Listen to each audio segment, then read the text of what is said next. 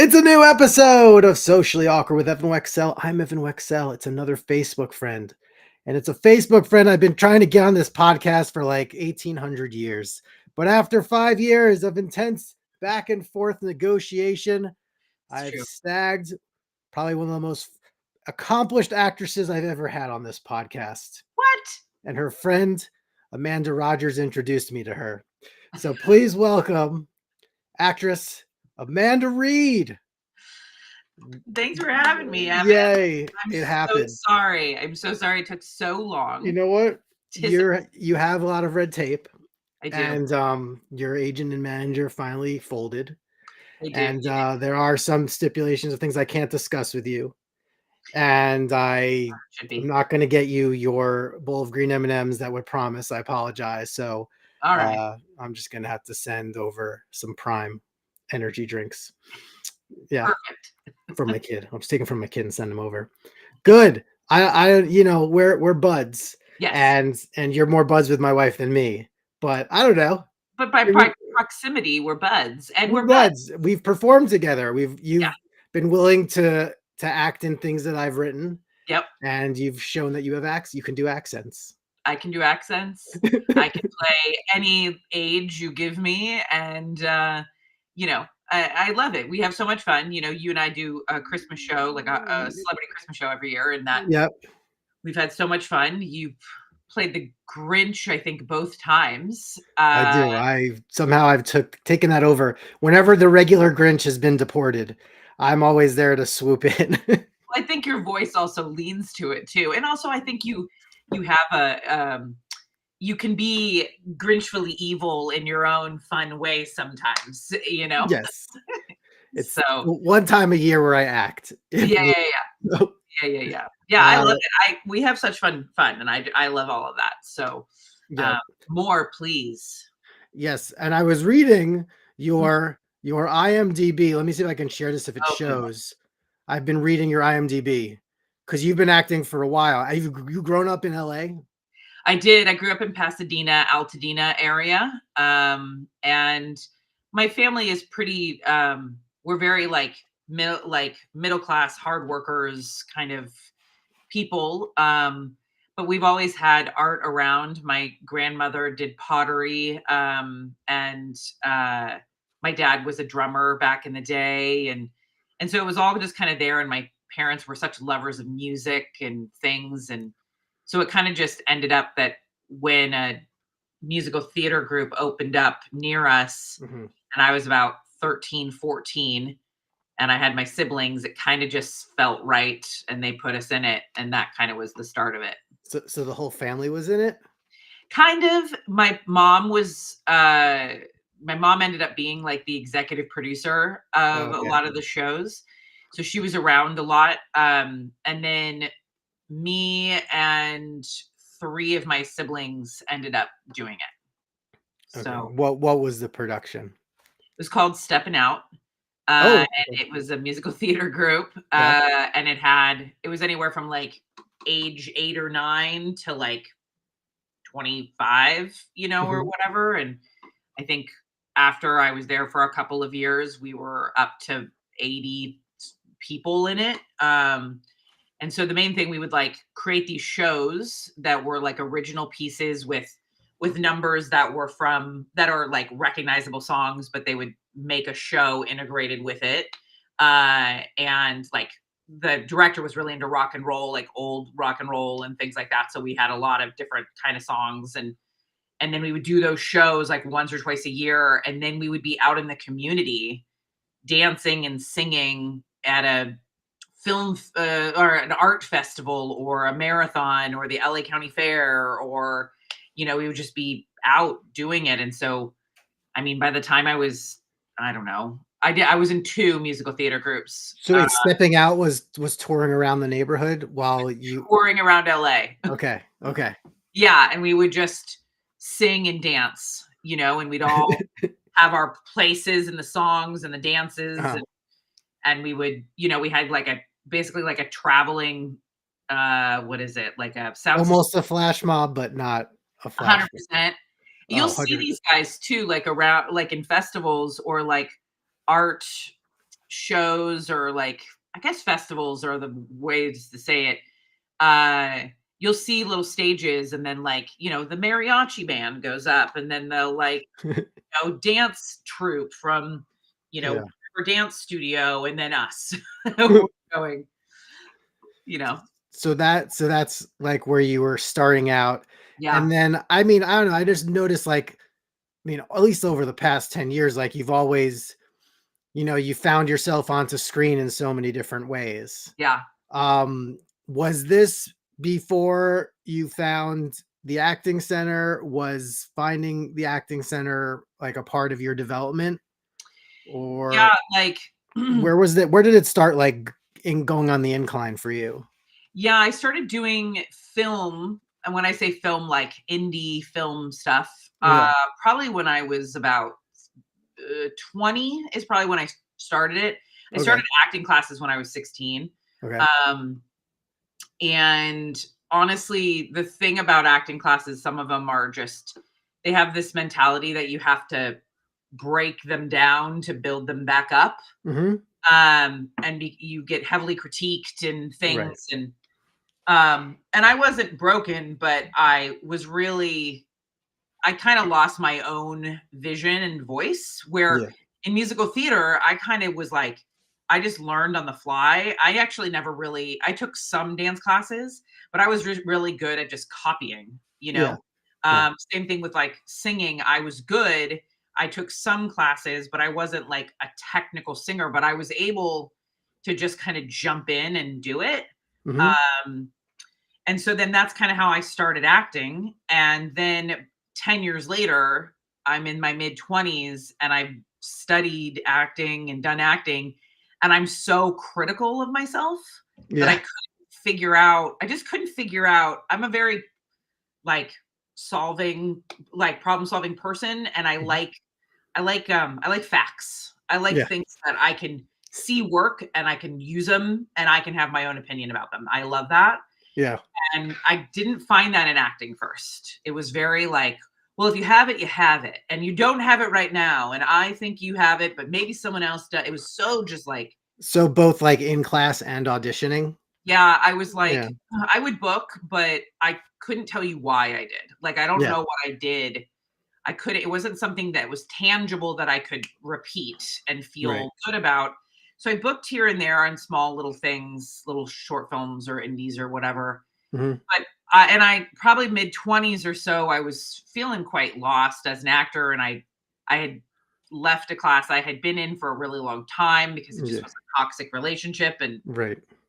and kinda went around and started getting a lot of acting classes, and I felt like everything other than toxic relationship, everything was kind of the same. Yeah. It was like, do a monologue or a scene and hear notes and feedback, and everyone's gonna say what they liked, and I was like, "Cool, but where are the facts? Like, where." And that's kind of how I found the acting center, honestly, is that they were just kind of starting their Mhm. journey, and I had known some of the founders just in like Right. uh, word of mouth or whatever. Right. And I just like that they were like, this is all going to be about you and your style of acting, but we want to give you the skills, and it should feel like a gym, and we're Yeah. going to treat you almost kind of like an athlete would, where we're going to break everything down and we're going to build it back up, and we're going to do a ton of acting on each skill, so you Right. just literally get better and better and better, Right. and you perform and you do all this stuff, and then you break it down again and you build it back up. Like, it's just like, and I was like, oh, this makes sense to me. Yeah. So and then about a year into me studying there, they were like, would you like to be a teacher? And I was doing like 3 jobs. So I was, 'Cause and you I, said you would like help sign people up, I think. yeah, so I ended up teaching, and Okay. I'm still doing that to this day, Yeah. and I'm one of their lead teachers. And then they were like, you're really good at talking about it. Do you want to like be the person to sign people up and do all that stuff? And I was like, sure. Yeah. I didn't really have to work a day job because that was my day job, Right. which kind of was cool because I was helping other artists and Mhm. I was not on set. And so I'm now like the salesperson. I'm one of the lead teachers. I'm the coach. Like Yeah. I do it all, and I'm a pretty kind of an executive, if you will, Yeah. there. And it, to me, it beats waiting tables. Yeah.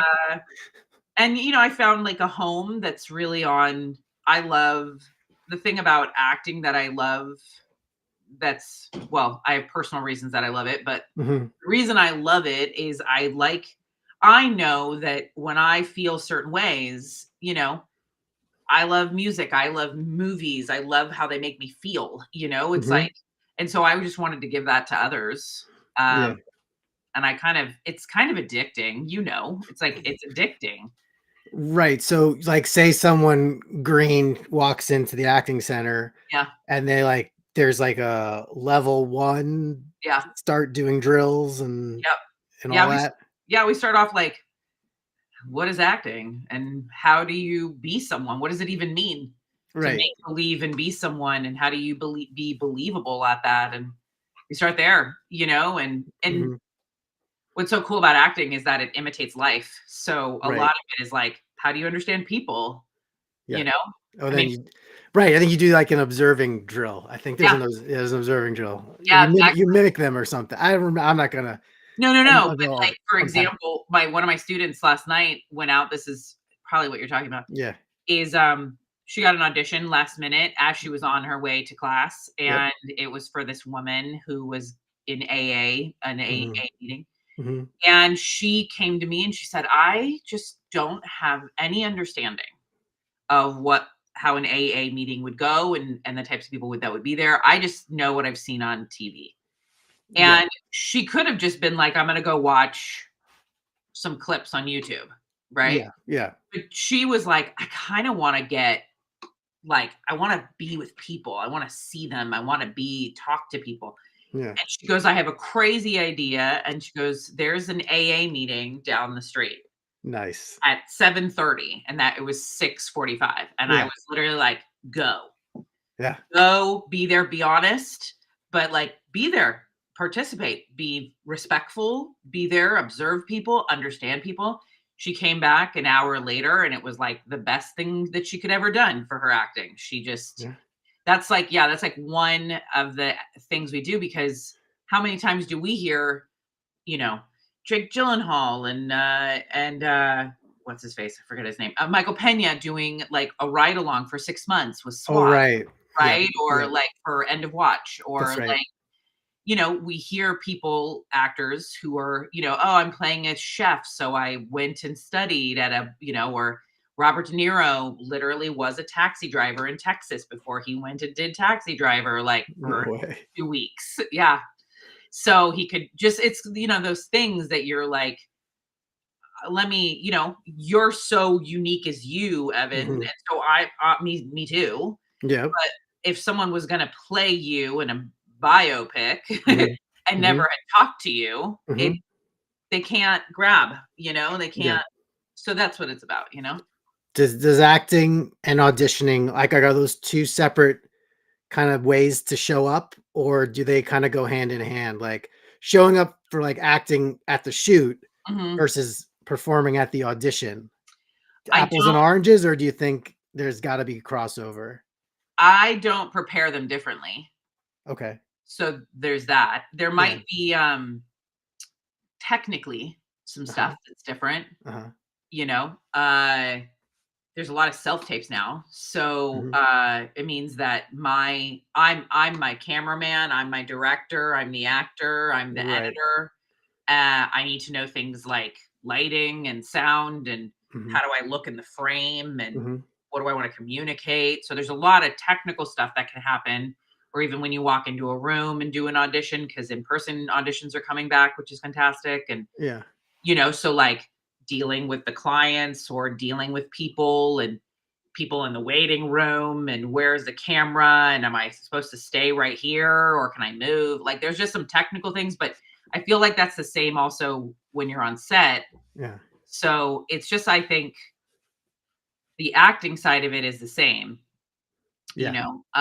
no matter what kind of medium I'm in, whether it's I'm on audition or I'm doing a film or theater or commercial or Right. voiceover, it's all actually the same. The Yeah. skill is the same. I think it's just the technical elements trip people up, Mhm. and they get really nitpicky and significant about it all. Yeah. Where Yeah.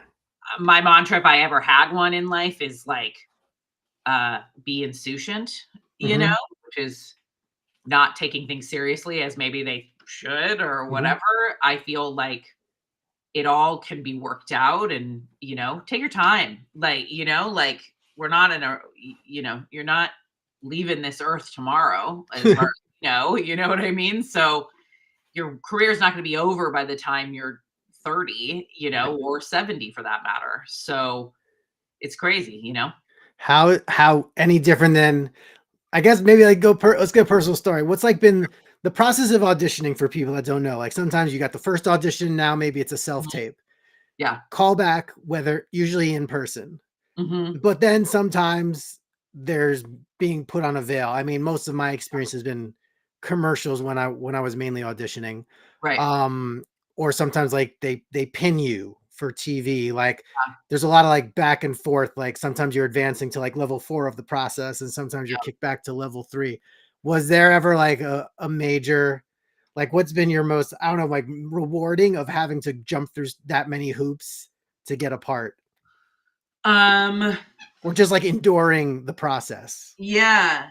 or I how you changed during the process if you had to. Yeah, I think the biggest issue with that process, honestly, is just not knowing, Yeah. the because there's a lot of back and forth when it comes to the audition process, but there's not Mhm. a lot of back and forth with like the casting director calling your agent and telling you how it went. Like there's Right. not a lot of that. So there's a lot of mystery of like, I felt good about it. Like, Yeah. let's see what happens. So because there's so many aspects going on behind the scenes of, well, she looked like my aunt who I didn't like, and it's like there's so many, or she's brunette and she's brunette, and God forbid we have two brunettes next. Right. Like there's just so many little things, or we need someone who's got a following or whatever. Right. So, yeah, I mean, right before the pandemic, uh, it's just like story of my life, but like right before the pandemic, I was starting to really gear up. Like Right.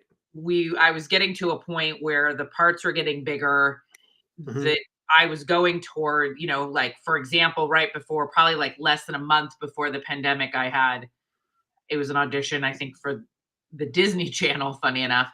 And the casting director who got me that audition, that relationship and probably the momentum for that started like 6 years ago. Wow. So like she had seen me in a I in an audition I for a lead in an indie feature. Mhm. Um, and I had 3 auditions for that. So, well, I missed one. My car had a flat tire. So I literally had one, then we rescheduled and I did it.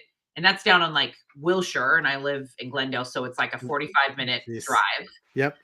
And then I had a callback for that, which now the director's there and we're working. And sometimes there's like a, hey, can you stand outside while we talk about you? Come back in, let's do more kind of a thing. So I had that, and then I didn't book that, which is fine, but I didn't hear from that casting director for like 5 years. Wow. And then she kinda and I was like, okay, fine." And then out of the blue, I get this audition for this large series regular of a TV show that, and I was like, so then I went into her new office, and that was I probably would have gotten maybe another audition in there and done a callback, but I did a little thing, which is I felt when I walked into the room, I felt like they weren't getting what they wanted. Like Uh-huh. I walked in and I felt like they were like, "Oh, no one's getting it." Like I kind of felt this vibe. And so I always come prepared in an in-person audition. I always have an idea. I'm ready. So a Right. lot of times they're like, "Do you have any questions?" And I usually don't. And I'm like, "I got an idea. I want to show you," and I go for it. Yeah. And I kind of pride myself on like, they're like, wow, that was great. And I'm like, great, peace out, bye. Like I'm pretty quick. Right. You know? Right. But I could feel this vibe, and I just went with my instincts, and I was like, I have an idea, but what do you guys need? And Yeah. they just were like, okay. And they just like went into it. Yeah. They were like, okay, people are doing it this way, but she's not that way. They're married. They got to be nice to each other and blah, blah, blah. And I was like, oh, I get you. I was like, oh, she's just like poking fun at her husband. Like they're just having fun. And they're like, yes, we need to see it that way. I was like, sweet. So I just went in, I just totally took it. So probably instead of waiting a day and getting a call back and getting that redirection, we went straight into it. Yeah. So I probably truncated 2 auditions, if you will, into one. And then within an hour of that audition, I had what's called a producer session. Yeah. At like the now corporate world, The studio yeah. And you walk in and it always feels so weird. It's like long hallways, like offices that seem to have been popped up, like maybe they weren't there yesterday kind of feel. Like, Los Angeles, or Hollywood, I should say, is kind of elusive sometimes on that. And they brought me into a not a massive boardroom, but a boardroom with a really large table that was literally just filled to the brim with people. And from the show, from like the staff. Yeah, all the like executive producers, all the credits, directors, and then all the people in the Disney Channel that make decisions. So all the like heads of talent and people and stuff. And then there was the casting director there and the assistant who was going to read with me, and someone who's videoing it. And so they're literally like 5 feet away from me, and I'm supposed to kind of come in and do it. What's at those moments, what your saving grace is that you have other friends that are actors who've experienced these things before you, hopefully. Yeah. You just go, what am I going to do? And what's happening? And they walk you through it. They tell you, you kind of go through scenarios like, what if this happened? What if that things that just are going to like mess you up in the moment, like take you out of it, make you super nervous, You kind of go through scenarios with your friends until you feel like, okay, I could handle any of these scenarios, I honestly find half of our job is like public relations and like not public relations, like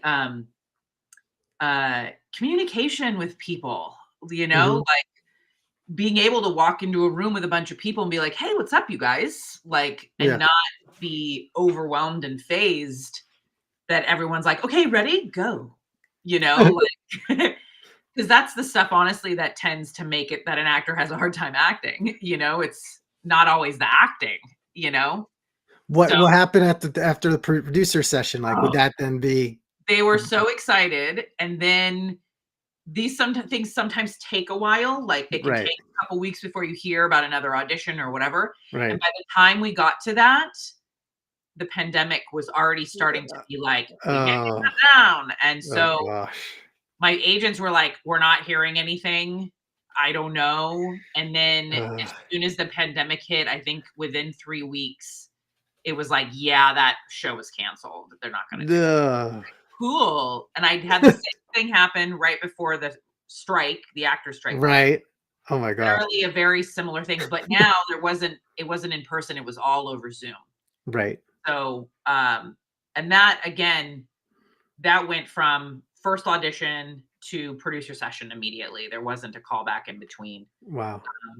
But it just depends on the size of the role and what they want. And like, I think honestly, the more money that's being put towards something, the more people want to see it at different places. Right. Because it's a lot of money. And another way I like to think about it is like a lot of these shows are they've been sweating over these shows. The writer, the producer, the executives, they've been cultivating and creating the show for so long. Right. That's kind of their baby. Yeah.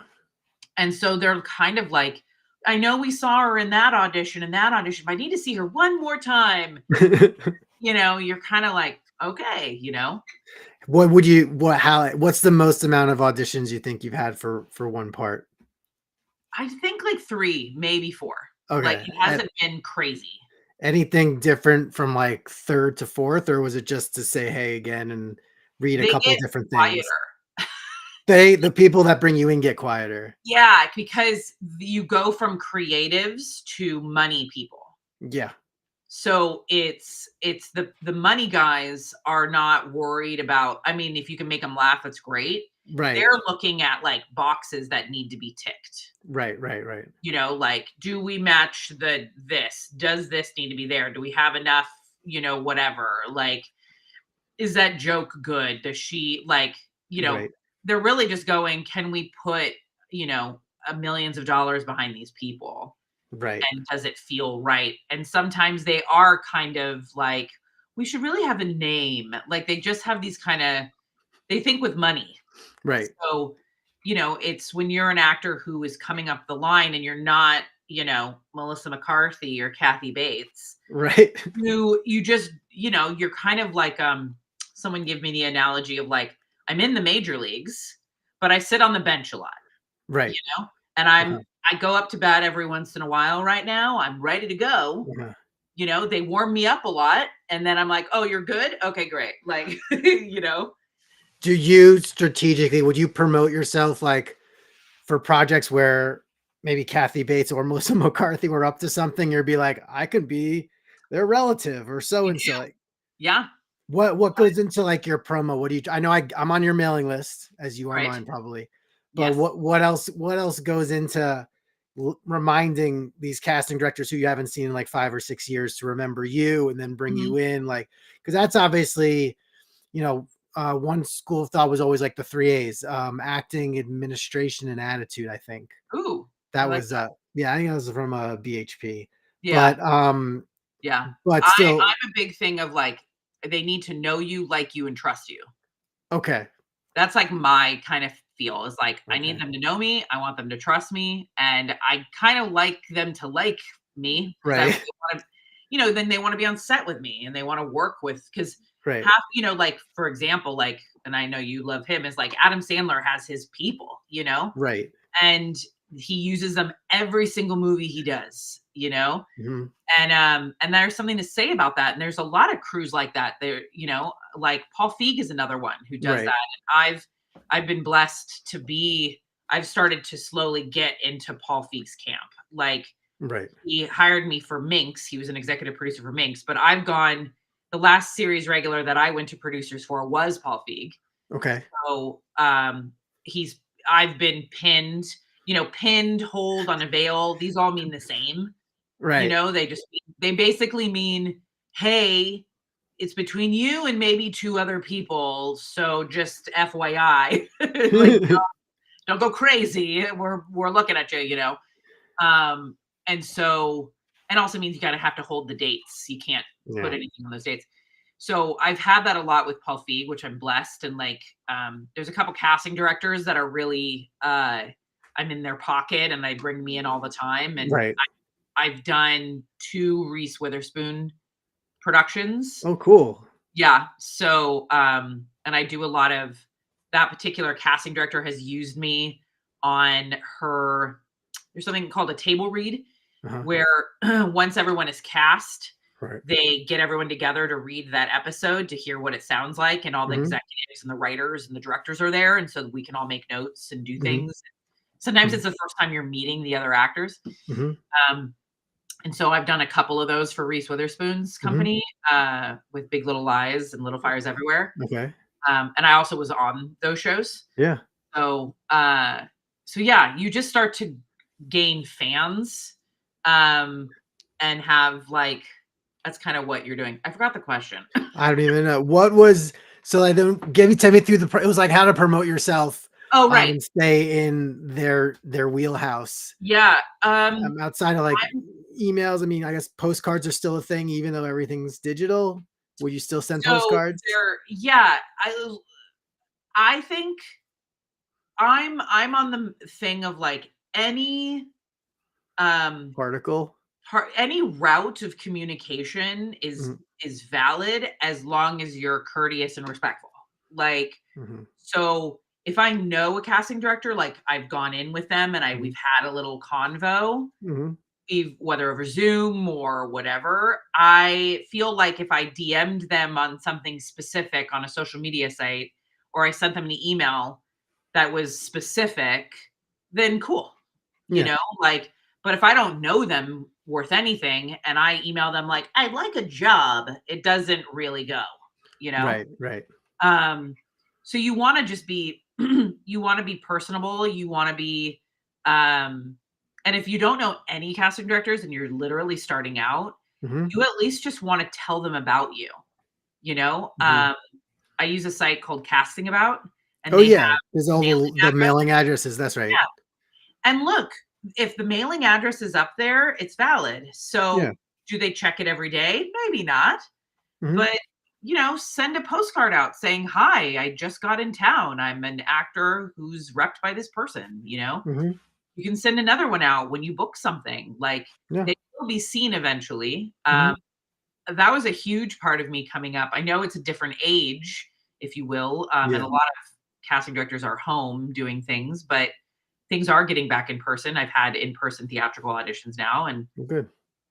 you just like, yeah, I was a big believer at the beginning part of my career of postcards, letters, note cards. I do an email, but I'm very Right. strategic about it. Mhm. I'm in touch with people over social media. I still to this day like to send thank you notes to people. But Like some, after projects or yeah, even after auditions? well, like, if I got really far on an audition, I really wanna I want especially with the casting director because they're the ones, like they're my cheerleaders. Yeah. They're the ones who was like, "Amanda could really do it," they're the ones. I wanna let them know that I know that, Yeah. and they don't get they don't get thanked a lot. I mean, you know, they are literally now in 2025 will have first ever in history, there will be a category for Oscars Oh, yeah, for for best casting department or yeah. and that is, I don't know, 100 years in the making, like crazy. Yeah. So, so I always found, and honestly, I never make a move administratively unless I know I've kind of surveyed it. Mhm. So earlier on in my career, I was lucky to know some casting directors because I helped them or whatever, Right. or I'm a pretty talkative person. So we would talk and I would find like, oh, people don't say thank you enough to you guys, or so I was like, oh, and then I would hear Reese Witherspoon say on like a Hollywood Reporter roundtable saying Mhm. that she does thank you notes to people that she works with every single time. Yeah. And I go, this is good manners, and I think that goes far. So that's Yeah. kind of, I'm really big on personal communication. I use my manager a lot now. So Okay. if I go to producers on a session, I'm going to send a thank you note to the casting through my manager. Okay. So they'd forward the message Yeah. or It's yeah. just more pro when as you're getting higher, you want to, but I also am like, I'll send a thank you note. There's something about getting that little note in the mail. You're like, oh, that's kind of nice. Hmm. So, yeah, Mhm. that's kind of how I promo. I do use social media, my social media, Amanda Reed official. How do Uh, you find TikTok, while it's still not banned? How how did I find it no, or how do you find it, like, as a because I feel like that's where you should be promoted. That's I where come people and go on TikTok right yeah, now. I started it 2 years ago. I was out of town and I wasn't acting much. I was in Florida helping family and doing some personal things, and right, I was like, I need something, and I kind of found myself on TikTok watching videos, so right, I felt the same, but I have never the one thing about TikTok that I do find is that you kind of feel like you need to find your lane, like what uh-huh, you're kind of doing. I have found a little bit of that as an actor, and I've had some viral videos, which is really fun. Um, uh-huh, I find it now. I think the thing for me with TikTok that I actually love is that there are so many small businesses on TikTok right, that I feel like if TikTok was banned, that you're putting all of these like Yeah. lower class, middle class people who are finding a way to Yeah. make it happen Mhm. in this weird world where the middle class, and I'm not going to get political, but like the middle class is Right. like diminishing. Right. They found a niche to like thrive. Yeah, TikTok Shop is huge. It's huge. Yeah. And even before TikTok Shop came out, like just, it's like I've bought so many things because of TikTok. Like, like I wear a lot of t-shirts that I saw on TikTok that I love. I have a sweater that every time I wear it, someone comes up and goes, "Thank you for wearing that sweater," because it has a Nice. nice message on the back. Nice. Like I've bought vitamins. I've bought, what's another thing that I bought on TikTok? I can't remember. But like I just find I love watching people do things. I'm connected to people in Alaska that are going out in the wilderness and camping, and I'm watching. Do I like camping? No, I don't like camping myself. I love watching him do it, but or people gardening. I'm now gonna garden. Like Yeah. I'm excited. So I find that it's an interesting thing because I don't, Yeah, I feel like that not. gets pushed out. Like, I feel like if you put, like, a random old clip of yourself, it can it gets pushed out into that small window where it starts getting shared a bit. Yeah, And and I find that because it's video, it's, people look, I'm sure there is a dark side to TikTok. There's also a dark side to Facebook and Instagram Right. and Right. X or Twitter or whatever Right, you want right, to call right, it, or right. Snapchat. All of these have that because they're people who take advantage. But anyway, so I think I like TikTok. Yeah, Like I have a friend, a mutual friend of ours, Jim Meskimen, right. who's an impressionist, master impressionist. Sure. Have you had him on the show? I did. I was this was before I was using this platform. I should have had him use his streaming software, but I was using mine, and it was like there were things I was like composing from scratch, and I kept having to move around like his video Oh no. screen. So I think he didn't want to share that episode, even though it You was should it have him was on this one then. I had him on. No, I had him on already. Like I Oh, don't bring people back unless they bring someone else. If he wants to bring Tamara back, I'll interview the both of them. okay, cool. That's my rule. That's my own self-imposed rule. I get it. I get Yeah, it. Well, but I had a good interview with him. that's amazing. He blew up on TikTok, he with his impressions. He's huge. He has Right. over like 2 million followers. It's It's great. crazy. Yeah. So I just I find it fun, Yeah. honestly. I find it fun. It's part of my everyday. I have a TikTok time that I watch Mhm. TikTok and Okay. before bed, I watch TikTok before bed and then I go to bed. Nice. And Yeah. I haven't been recently on it much, like posting things, but I find that I get inspirations and I Yeah. get in there and it's a fun thing. I wanna know how your, experience was when that ended you on screen with Neil Patrick Harris. That Like, was that was too my first TV show. So that was okay. really awesome. And this is How I Met Your Mother? How I Met Your Mother. Okay. I had auditioned for How I Met Your Mother like Alright. 10 times already when I got that audition. So it Yep. was just kind of you can tell that they want you on the show when they're bringing you back multiple times. Okay. So I just knew it was just a matter of time when the stars aligned and things aligned and um that you had to audition at Sony Pictures and they have you park a quarter of a mile away and you have to walk and I think it was like the dead of summer and I was fetzing like a whatever and you just go in and that audition was special because I really felt like I got it. Like I Yeah. knew sometimes auditions don't click and sometimes Uh-huh. they do and you just feel like you know where the joke is or you know how something goes. You can Mhm. almost see it in your mind. Mhm. Um, and I found my way that I wanted to do it with the joke, Yeah. and so I felt really good about it. Yeah. And then I got pinned. I was on a Yes. veil. I was on a veil for 3 weeks, which is Wow. very long Yeah. for TV. And I kept being like, "What's happening?" And then I think they were waiting to see if they were gonna cut the scene. I think that they were Oh, seeing. And then I got the call, and within 48 hours, I was on set, and I was wearing almost all of my own clothing, wow. because it was that fast, which is Yeah. rare. Um, but what's cool is that the wardrobe guys will call you and they have been scouring the internet on you. Okay. When you have to bring your own clothes and stuff, they'll just Right. go, "Hey, there's a photo of you on your Facebook from 2019, and you have this jacket. Do you still have that?" Like they'll literally. So it's really, I tell artists all the time to make sure that what you're showing is what you're gonna get. Yeah. Um, yeah, and then Neil Patrick Harris, I met him at like 9 a.m. on a Thursday or something, and we were together for about an hour, Yep. and then he left. He jumped in a golf cart and he went. We had some pleasantries, and he was really nice, and he had a very busy day. He Of had course. many shoots, and then he had some sort of banquet or something later that night, and Right. he was really sweet and very gracious with his time. And obviously I'd been watching him since Doogie Howser MD, Sure. um and then, and then it came out and I was like, great, that's awesome. And then I thought I kind of was done with How I Met Your Mother.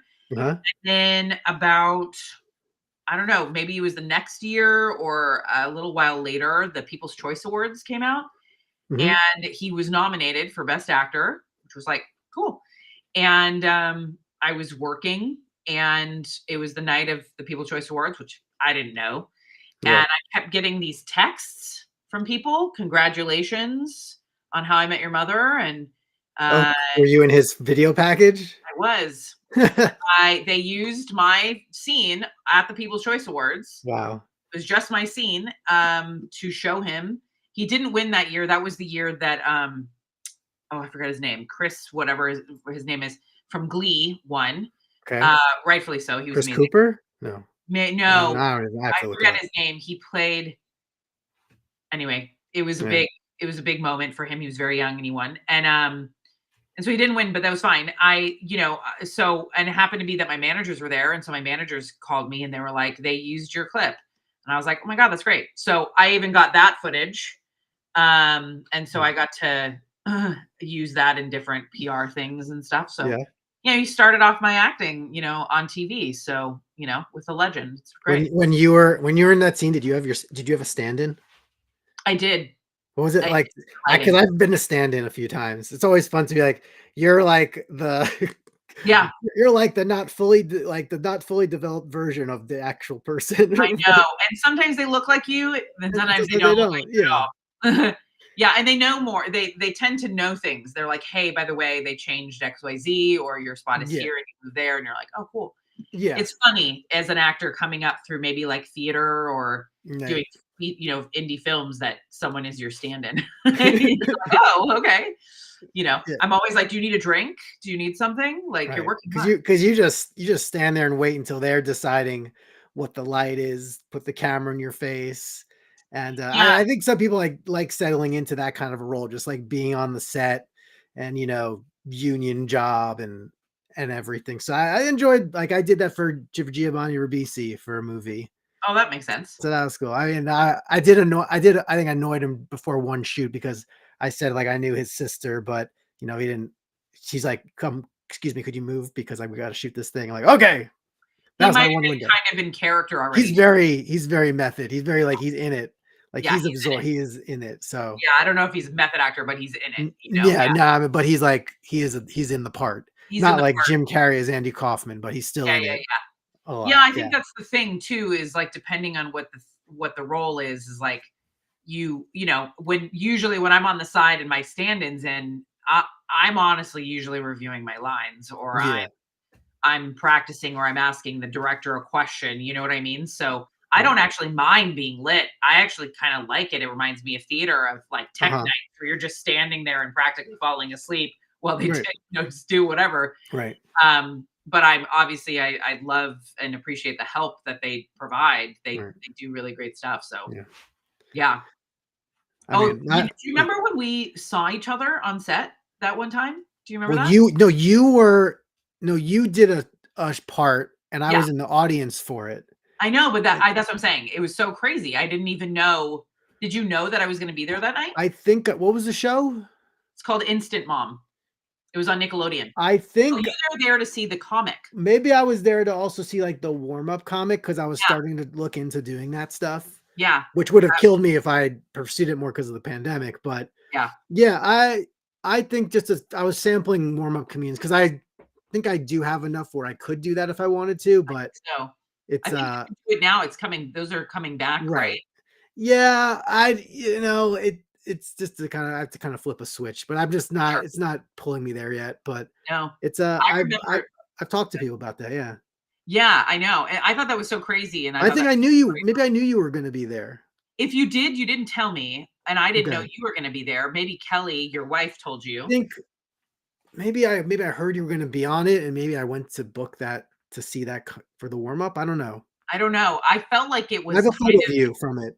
fluke in a way, Yeah. Yeah. and but, I remember back in the day when you were looking we had a talk before. I remember just having a talk with you before you started the college tours that you do. I remember that where you and Uh, I were talking and yeah. trying to figure out how to I don't know, I just remember having a conversation with you of like, "You should pursue college stuff. Are you doing that?" And it was like, I can't remember if you were like, "Yes," or like, I started when I moved to LA in '05, I started doing colleges in '05. "Oh, wow." So, it You went started maybe a year earlier. after I moved. Yeah, I don't know because I how met soon I you met maybe you after I moved here.